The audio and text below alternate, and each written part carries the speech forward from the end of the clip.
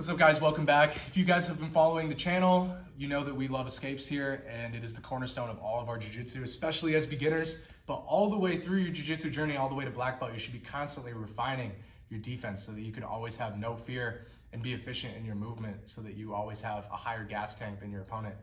One of the best aspects to talk about in terms of escapes is darces. Darces are extremely difficult to get out of. I would actually think that most people like anacondas more than darces, but I think the anacondas are easier to get out of than darces, and I'll explain to you why in a moment. But let's start from the top. We can get out of a darce before it even begins, right? And so we can start to recognize this pattern of when a darce is about to come in by looking for what's called a 3/4 Nelson. So if Jake is on this side of me and he throws in his left arm underneath and he locks his hands, what Jake wants to do is bring my chest to the floor, throw me to the ground, and now he gets this shape where my arm is in and he's getting his lock on the outside of my back. This is a darce, okay? So that's a super, super common way to get into a darce is from a front headlock. They come off to the side. Maybe they try to go behind and they just get a cross knee block. And then what they're looking for is to start to go behind, but they can't finish it. They might just switch to a darce, right? So Jake's in a front headlock. He tries to go behind. He gets one knee behind me, but I'm starting to block. He goes into this 3/4 Nelson and he breaks me down to the floor to finish me. So when we get into this position, we can get out of this before we even get put to the floor, and it's a really easy way to do it. So when he gets into this position, he's locked his hands. What I'm looking to do before he's even putting pressure on is coming up to my hands and my knees, or off of my knees and onto my hands. So I'm here, I'm coming up like this, and then I'm gonna look in towards Jake, and I'm gonna do a forward front roll. I'm looking in towards him to take pressure off of it, and I'm rolling forward. If Jake keeps his arm here, we actually end up behind him, and we can start looking to scramble to the back potentially. Most of the time, they're gonna disconnect, and you'll just get your guard back to look at them. But the forward front roll is a really excellent way to stop the position before you're even in it. So I'm here, I come up off of my knees and onto my hands, I look towards him, and I roll forward. If he holds on, it actually kind of hurts his arms. So a lot of times they're gonna let go. So this is an excellent way to never even deal with the position before it happens. So let's talk about a scenario where they actually start to lock the darce. And this is gonna be an interesting video because the darce escapes, there's several good ones, but they have advantages and weaknesses to both of them that I want you guys to understand.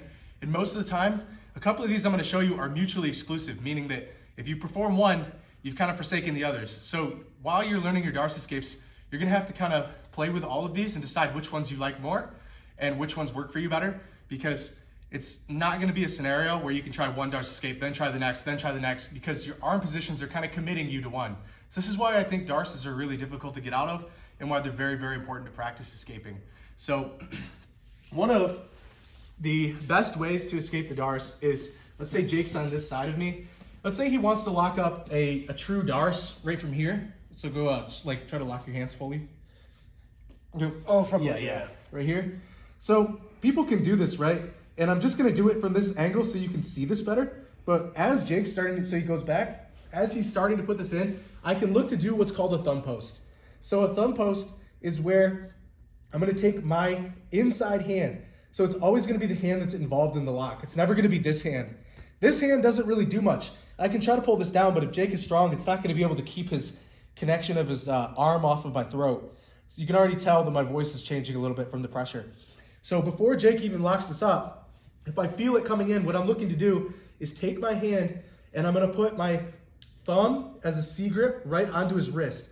As I do this, I bring my left shoulder, so my shoulder that's outside of the strangle, I bring it in and I bring my chin and I tuck it into my shoulder. So right now, what Jake wants is a flush connection of his arm to my throat. What I want is to replace that with a flush connection to my shoulder and my thumb and my chin. So I bring this hand, I put it onto my jawline like this. And then I bring my jawline to my shoulder.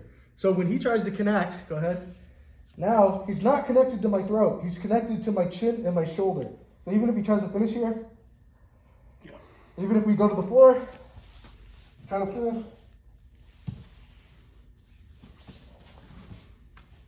I can't. This will keep me safe.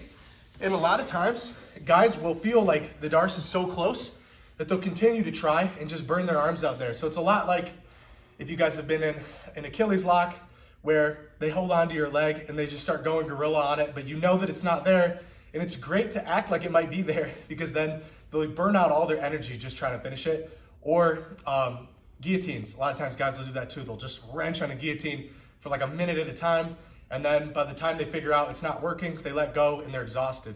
So this is a great method for that. There's a couple things we need to touch on with this though. So when we do this, let's say we're over here this time, I'm laying on my side and Jake caught me with my arm across body. We never want to be in this shape because this is allowing him to do that. So when we get into this shape and we got caught slipping, again, I'm looking to take this C-clamp into his wrist and I'm catching it before it even comes in. And then I'm bringing my jaw to my shoulder and I'm bringing my thumb just along my jawline. So right here, try to bring it in and then finish. I can't even really get my bite. He really can't even get his total bite there. Even if he has long arms, it's gonna be very hard for him to finish in that position because he doesn't actually have a connection. Now there's a caveat that's very, very important. If Jake connects to my legs or Jake gets into a mount, he will finish me. He will blow right through this clamp and he'll still finish me with very good strangulation pressure because now there's a chin to chest action included. So when Jake gets into this position, I can do everything right and I get this here, but if Jake gets me sideways, now I'm finished. I'm definitely gonna get finished here. So this brings us to our next thing is that we always deny connection of the legs when we're in a darce. So connection of the legs is just like we talked about. If Jake is able to wrap his legs around mine and pull them into him or come up onto a mount and then contract his elbow, he's gonna blow right through this. So we always have to make sure that he's never able to do that. So when we get into this position, we put in our grip. Hang on, go back so I can put it in. Yeah. If he puts it in and it's too deep, you're not gonna do this. If he puts it in and it's already locked, I'm not gonna be able to get enough room to create this block between him and my throat. So we have to do this very proactively. So as he's putting it in, I put my C-clamp in, I go to the floor, and now what we're looking to do is make sure he never connects to my legs. So I'm walking away from him, and I'm using my other arm to keep his legs away. Keeping his legs away. He's not gonna be able to finish me here. And so now, a lot of times what happens is Jake is gonna go to his back. So throw on your left shoulder. Yeah, he could go that way. If he goes this way, a lot of times they get frustrated and they go to their back like this. And now I put pressure onto Jake's chest. So I come up off the floor with my feet, I put pressure into his chest, and I take my other hand and I start pulling this down. As I pull this down, once it's lost, I don't want to just stay on the bottom and allow him a chance to scramble to top position. He's gonna roll in this direction. So I block his left hip with my right hand. So the hand that was involved in the strangle goes to his opposite hip and I turn into him and I start coming up into top position. I'm trying to block his legs out so that he doesn't retain guard or anything like that on top as well. So one more time here. You get into this position, I throw in my clamp and I make sure that I'm walking my legs away at all times. And even better than walking my legs away is coming up so that my chest is facing the same direction as his, like this. And now, as Jake tries to perform it, he's gonna get frustrated and go to the floor. So go to your left shoulder. Yep, he goes to the left shoulder. As he goes to his left shoulder, I'm taking my non-involved hand, grabbing onto his wrist, bringing my chest high up onto his so it's harder for him to hold on. I'm pumping it off. And now I'm gonna take my outside hand, whichever side I'm on, I'm gonna take my outside hand, put it on his hip, and rotate in to come back up on top and win this scramble. So what you guys just saw there was two very important concepts, one of which we hadn't talked about yet. One of the concepts was to keep his legs away from us. We already discussed that. We can use our free arm while we have this clamp to keep his legs away and make sure that he doesn't connect his lower legs to our lower legs through either just a leg entanglement or a mount, both of which are deadly to us and will be the end game. At this point, there's a second part that we talked about, or we didn't discuss yet, but we showed, is that with darces, it's always valuable for us to get our chest facing the same way as his. So you saw this through the cycle. When he went belly up, I went belly up and I put my chest onto him. So a darce, it works really, really well when our chests are facing each other. They don't work well when our chests are facing the opposite way from each other. So, or facing the same direction. So if Jake is in a mount, his chest is facing my chest. If Jake is in a front headlock and I'm in a turtle, then our chests are both facing towards the floor. That's not a good position to finish a darce. If we're both belly up, that's not a good position to finish the darce either. So we use this concept as well. We try to keep his legs away from us, but we also try to keep our chest facing the exact same direction as his. So when we do this, let's say Jake is in a front headlock and he just tries to throw it in. I have my clamp, but I'm keeping my chest. I want to stay up on my knees as much as I can here. It's very hard for him to finish in this. So he might go to his, he might throw his left shoulder through the hole. Yep. As he goes here, I'm keeping my chest up. If I come into this direction, where I'm more towards the floor, he can finish me here. Because now our chests are facing each other. I want our chests facing the same direction, but away from each other. So right now, both of our chests are towards the ceiling. It's much harder for him to finish this here. If he goes back to his knees, I want my chest facing towards the floor. And I'm making my chest wide. So it's very hard for him to get a tight lock. Anytime that he can throw me back down to the floor, and our chests are facing the same way again, so he's coming into me, this is where I start to get strangled, when our chests are facing each other. But if our chests are facing the same way and away from each other, then we have a much higher likelihood of getting out of the lock. So this is a really good concept to start using in all of your darce escapes, is keeping the legs away from you. So we deny the legs by putting our free hand on their hips. If we have two free hands, that's even better. There's a couple escapes I'm going to show where we have two, but we have two free hands or one free hand, keep his legs away from ours from getting entangled or into a mount. And then we also want to try to keep our chest facing the same direction and away from his. Never together, always facing the same direction and towards the floor or towards the ceiling, okay? Okay, and now let's talk about another escape that we have. So another escape is where we can post out on his hip and then we can start trying to threaten his back through doing this. So what he wants in order to create a darce is to get that flush connection of his bicep that he's putting through the hole onto my neck. And then he wants to use my other arm crushed towards my own neck to finish the strangle on this side. So he's blocking off one side of my throat with his arm and he's blocking off the other side of his throat through pressure of my own arm, right? This is a katagatame. This is a variation of a head and arm triangle. It's just inverted. So when we're using this, what we're gonna try to do is outstretch our arm so that it's very difficult. It becomes like a frame that he can't push down under our own throat. So in this variation, if Jake is on this side and he goes into a darce from top, yep, right here, what I'm looking to do is even if I get put on my side, I'm taking this hand and I'm putting it onto his hip. So when it's on his hip, turn it this way for him. Yep. When this is on his hip, it's becoming difficult for him to actually put this under my throat. So it's giving me a little bit of time. And then what I'm looking to do is take this arm that's below me and bring it out from underneath and then come up to my knees. So now we've gotten two of the prerequisites. My arm is off of my throat. My hands are on his hips so he can't connect his legs. And then my chest is facing towards the floor like his chest. Once we have these things, if he stays in this position, what I can do is run around towards his back in this direction. So I put my hand on the ground, I run around towards his back, I throw my leg over, and I limp arm my arm out. It becomes very hard for him to hang on to this lock and actually threaten his back here. It's hard for him to hang on to the lock because I'm outstretching everything, making it large. And as I run the corner, my head is extending. So the lock that he has behind my head starts to open and slip off. So if he's here, let's do this again. Say he caught me here. You guys can see that I can't use the thumb post with this. If I use the thumb post, now I'm committed to the thumb post. But if I use this one, he got the darce really deep. So now I can't even put the thumb post in, right? So these are why these are mutually exclusive. So you're gonna have to choose which one you like more. When I get here, I can't put my thumb post back in, but now I'm worried about trying to keep this arm from connecting to my neck and keeping his legs away.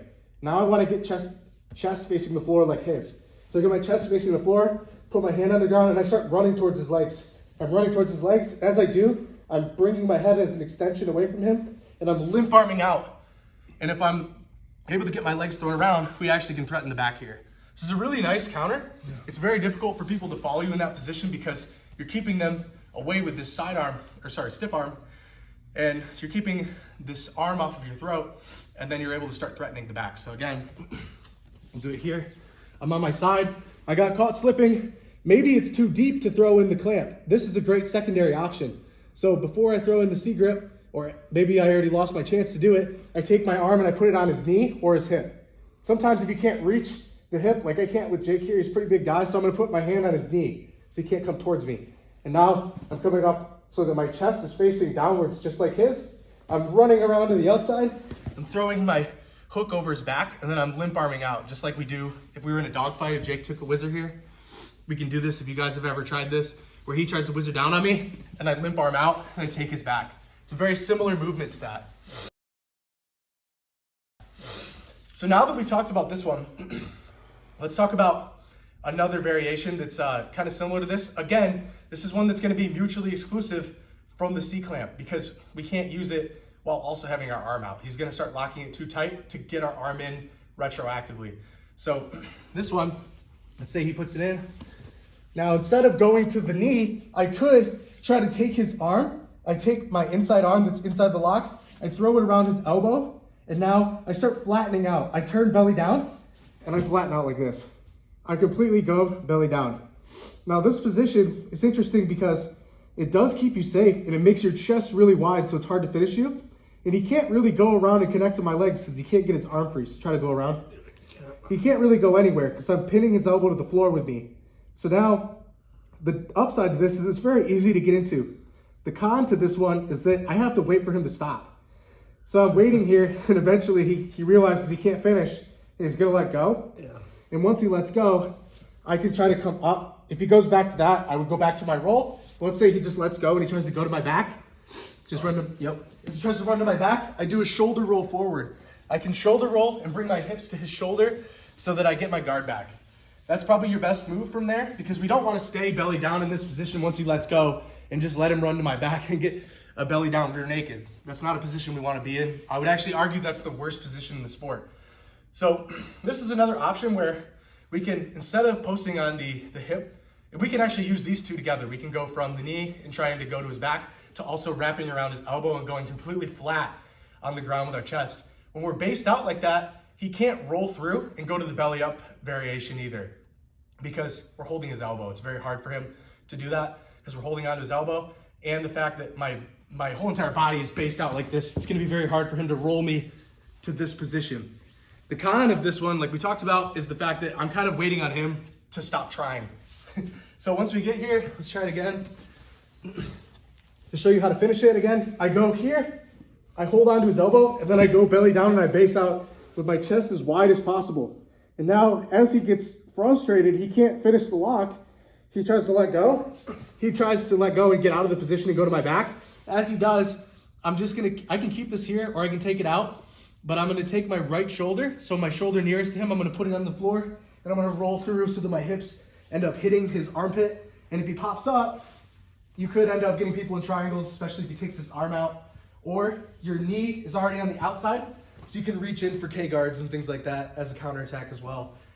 The reason this works, and just to touch on shoulder rolls a little bit, is the fact that his elbow position ruined his chance at attacking a seatbelt. So we don't do shoulder rolls when somebody can catch us in a seatbelt, right? So if Jake is just on a turtle, let's say I'm here and maybe he doesn't even have the seatbelt locked yet, but he's just here and I'm not controlling any hands. I try to roll through for a shoulder roll and he locks the seatbelt, follows me, and I just end up between his knees and he's took my back. But any time where he can't lock a seatbelt, whether that be through me controlling his hands, I can control his hands like this and roll. Now he can't lock a seatbelt and I'll get out of the position. Or it could be because of the fact that his arm was stuck here first, and now when he let go, he can't transition to a seatbelt fast enough, and we can go and retain our guard. So it's actually a really good option once he lets go to start rolling into him, because it's gonna be hard for him to move his arms back into the configuration to catch a seatbelt and follow us through that roll. So, like I said, we have the C-clamp where we can put it in as a frame, and then we deny him leg exposure, and we don't want him getting on top, and we still trying to keep our chest facing the same direction, and then eventually he goes belly down, we come up on top, take it off, and scramble to the top.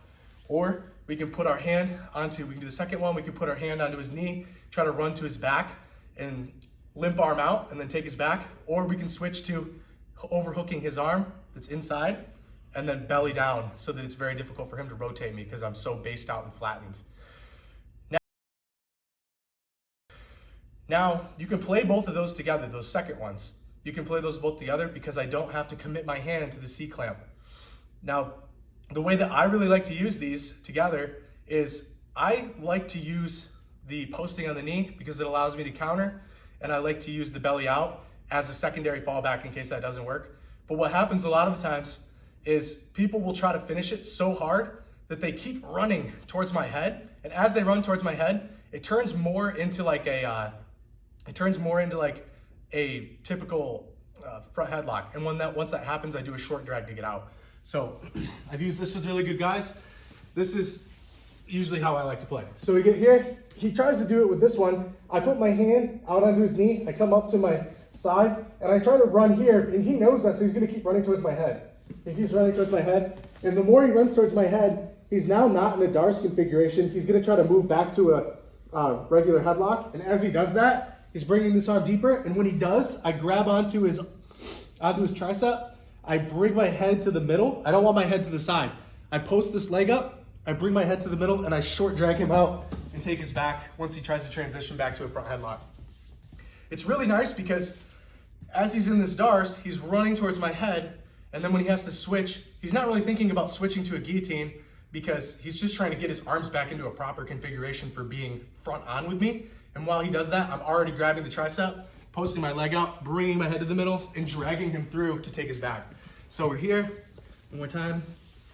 I post on his knee, and then I come up, and I'm threatening to come around, so he's gonna go forward. He goes here, and now I drag out to his back. This looks really simple, and it is, but it works really, really well. So again, just to summarize, a couple of things we covered today. We can use frames to make sure that there's no flush connection to our neck. Then we have to do the job of denying leg attachment through either just a leg entanglement or a mount. Or we can use a post on their knee to start threatening running around to the back, or we can overhook the arm and then flatten out. But the same principles always remain. We don't want leg connection, and we want to have our chest facing the same direction as his, never towards each other. Okay, so this should give you a really nice framework to help ease your issues with the darce. Even if you don't use any of the specific moves that we use to get out of these that I just showed you, just the fact of keeping with these concepts of not allowing them to attach to your legs and also keeping your chest facing the same way as yours will buy you a ton of time. And with many people, they won't be able to finish just with those things. So if you're able to follow these concepts and then start implementing these moves, figure out which ones you like I said, a lot of times they're gonna be mutually exclusive. If you like going for the C-clamp first, then try it. If it's not working, you switch to the other ones. You can either post on the knee or overhook the arm, or you can go straight to those ones first, but then remember, you can't go back to the C-clamp. So it's a very tricky position, but also one that we really need to look at and start to figure out intelligent ways to escape. So if you guys like this, let me know. As always, Big Jake, Eddie with Crash and Flow BJJ.